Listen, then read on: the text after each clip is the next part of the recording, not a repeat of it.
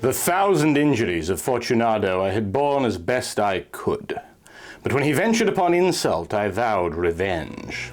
You, who so well know the nature of my soul, will not suppose, however, that I gave utterance to a threat. At length I would be avenged. This was a point definitely settled, but the very definiteness with which it was resolved precluded the idea of risk. I must not only punish, but punish with impunity. A wrong is unredressed when retribution overtakes its redresser. It is equally unredressed when the avenger fails to make himself felt as such to him who has done the wrong. It must be understood that neither by word nor deed had I given Fortunato cause to doubt my goodwill. I continued, as was my wont, to smile in his face, and he did not perceive that my smile now was at the thought of his immolation. He had a weak point, this Fortunato, although in other regards he was a man to be respected and even feared. He prided himself on his connoisseurship in wine. Few Italians have the true virtuoso spirit. For the most part, their enthusiasm is adopted to suit the time and opportunity, to practice imposture upon the British and Austrian millionaires. In painting and gemmery, Fortunato, like his countrymen, was a quack. But in the matter of old wines, he was sincere. In this respect, I did not differ from him materially. I was skillful in the Italian vintages myself, and bought largely whenever I could. It was about dusk one evening, during the supreme madness of the carnival season, that I encountered my friend. He accosted me with excessive warmth, for he had been drinking much. The man was motley. He had on a tight-fitting party-striped dress, and his head was surmounted by the conical cap and bells. I was so pleased to see him that I thought I should never have done wringing his hand. I said to him, "My dear Fortunato, you are luckily met. How remarkably well you are looking today. But I have received a pipe of what passes for Amontillado, and I have my doubts." "How?" said he. "Amontillado, a pipe? Impossible! And in the middle of the carnival!" "I have my doubts," I replied. "And I was silly enough to pay the full Amontillado price without consulting you in the matter. You were not to be found, and I was fearful of losing a bargain." "Amontillado!" "I have my doubts." "Amontillado!" "And I must satisfy them." "Amontillado!" "As you are engaged, I am on my way to Lucrezi. If anyone has a critical turn, it is he. He will tell me, Lucrezi cannot tell Amontillado from sherry. And yet some fools will have it that his taste is a match for your own. Come, let us go." "Whither?" "To your vaults." "My friend, no. I will not impose upon your good nature. I perceive you have an engagement." "Lucrezi, I have no engagement. Come." "My friend, no. It is not the engagement, but the severe cold with which I perceive you are afflicted. The vaults are insufferably damp. They are encrusted with nitre." "Let us go nevertheless. The cold is merely nothing." "Amontillado, you've been imposed upon. And as for Lucrezi, he cannot distinguish sherry from Amontillado." Thus speaking, Fortunato possessed himself of my arm, and putting on a mask of black silk and drawing a roquelaure closely about my person, I suffered him to hurry me to my palazzo. There were no attendants at home. They had absconded to make merry in honor of the time. I had told them that I should not return until the morning, and had given them explicit orders not to stir from the house. These orders were sufficient, I knew well, to ensure their immediate disappearance one and all as soon as my back was turned. I took from their sconces 2 flambeaux, and giving one to Fortunato, bowed him through several suites of rooms to the archway that led into the vaults. I passed down a long and winding staircase, requesting him to be cautious as he followed. We came at length to the foot of the descent, and stood together upon the damp ground of the catacombs of the Montresors. The gait of my friend was unsteady, and the bells upon his cap jingled as he strode. "The pipe," he said. "It is farther on," said I, "but observe the white webwork which gleams from these cavern walls." He turned towards me and looked into my eyes with 2 filmy orbs that distilled the rheum of intoxication. "Nitre?" he asked at length. "Nitre," I replied. "How long have you had that cough?"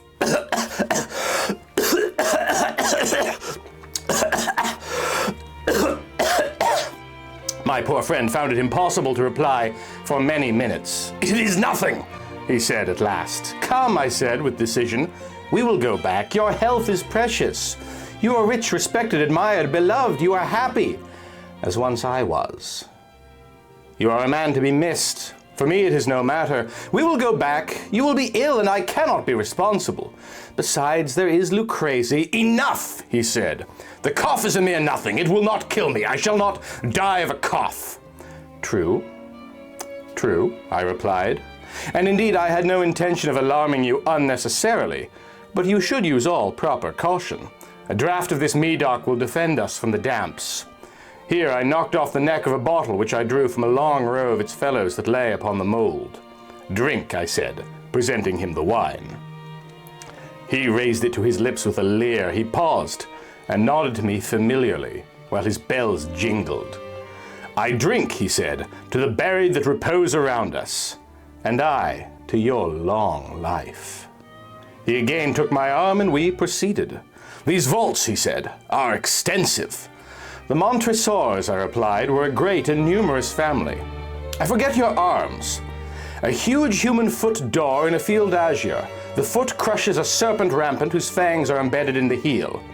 And the motto? Nemo me impune lacessit. Good, he said. The wine sparkled in his eyes and the bells jingled. My own fancy grew warm with the Medoc. We had passed through long walls of piled skeletons, with casks and puncheons intermingling, into the inmost recesses of catacombs. I paused again, and this time I made bold to seize Fortunato by an arm above the elbow. The nitre, I said, see, it increases. It hangs like moss upon the vaults. We are below the river's bed. The drops of moisture trickle among the bones. Come, we will go back ere it is too late. Your cough, it is nothing, he said. Let us go on. But first another draught of the Medoc. I broke and reached him a flagon of de Grave. He emptied it at a breath. His eyes flashed with a fierce light. He laughed and threw the bottle upward with a gesticulation I did not understand. I looked at him in surprise. He repeated the movement, a grotesque one. You do not comprehend, he said. Not I replied. Then you are not of the Brotherhood. How? You are not of the Masons. Yes, yes, I said. Yes, yes. You? Impossible. A Mason? A Mason, I replied. A sign, he said, a sign.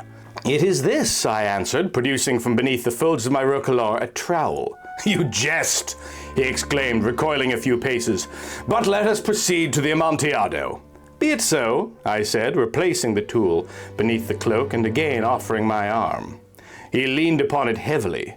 We continued our route in search of the Amontillado. We passed through a range of low arches, descended, passed on, and descending again arrived at a deep crypt, in which the foulness of the air caused our flambeaux rather to glow than flame. At the most remote end of the crypt there appeared another, less spacious. Its walls had been lined with human remains, piled to the vault overhead in the fashion of the great catacombs of Paris. 3 sides of this interior crypt were still ornamented in this manner. From the 4th side the bones had been thrown down and lay promiscuously upon the earth, forming at one point a mound of some size. Within the wall thus exposed by the displacing of the bones, we perceived a still interior crypt or recess, in depth about 4 feet, in width 3, in height 6 or 7. It seemed to have been constructed for no especial use within itself, but formed merely the interval between 2 of the colossal supports of the roof of the catacombs, and was banked by one of their circumscribing walls of solid granite. It was in vain that Fortunato, uplifting his dull torch, endeavored to pry into the depth of the recess. Its termination the feeble light did not enable us to see. Proceed, I said. Herein is the Amontillado. As for Lucrezi, he is an ignoramus, interrupted my friend, as he stepped unsteadily forward, while I followed immediately at his heels. In an instant he had reached the extremity of the niche, and, finding his progress arrested by the rock, stood stupidly bewildered. A moment more and I had fettered him to the granite. In its surface were 2 iron staples, distant from each other about 2 feet horizontally. From one of these depended a short chain, from the other a padlock. Throwing the links about his waist, it was but the work of a few seconds to secure it. He was too much astounded to resist. Withdrawing the key, I stepped back from the recess. Pass your hand, I said, over the wall. You cannot help feeling the nitre. Indeed, it is very damp. Once more, let me implore you to return. No, then I must positively leave you. But I must first render you all the little attentions in my power. The Amontillado, ejaculated my friend, not yet recovered from his astonishment. True, I replied. The Amontillado. As I said these words, I busied myself among the pile of bones of which I have before spoken. Throwing them aside, I soon uncovered a quantity of building stone and mortar. With these materials, and with the aid of my trowel, I began vigorously to wall up the entrance of the niche. I had scarcely laid the first tier of the masonry when I discovered that the intoxication of Fortunato had in a great measure worn off. The earliest indication I had of this was a low moaning cry from the depth of the recess. It was not the cry of a drunken man.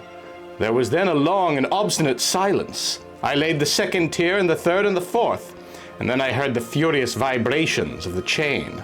The noise lasted for several minutes, during which, that I might hearken to it with the more satisfaction, I ceased my labors and sat down upon the bones. When at last the clanking subsided, I resumed the trowel, and finished without interruption the fifth, sixth, and the seventh tier. The wall was now nearly upon a level with my breast. I again paused, and holding the flambeau over the mason work, threw a few feeble rays upon the figure within. A succession of loud and shrill screams, bursting suddenly from the throat of the chained form, seemed to thrust me violently back. For a brief moment I hesitated, I trembled. Unsheathing my rapier, I began to grope with it about the recess, but the thought of an instant reassured me. I placed my hand upon the solid fabric of the catacombs, and felt satisfied. I reapproached the wall. I replied to the yells of him who clamored. I re-echoed, I aided, I surpassed them in volume and in strength. I did this, and the clamorer grew still. It was now midnight, and my task was drawing to a close. I had completed the 8th, the 9th, and the 10th tier. I had finished a portion of the last and the 11th. There remained but a single stone to be fitted and plastered in. I struggled with its weight. I placed it partially in its destined position. But now there came from out the niche a low laugh that erected the hairs upon my head. It was succeeded by a sad voice, which I had difficulty in recognizing as that of the noble Fortunato. The voice said, "Ha ha ha! A very good joke indeed.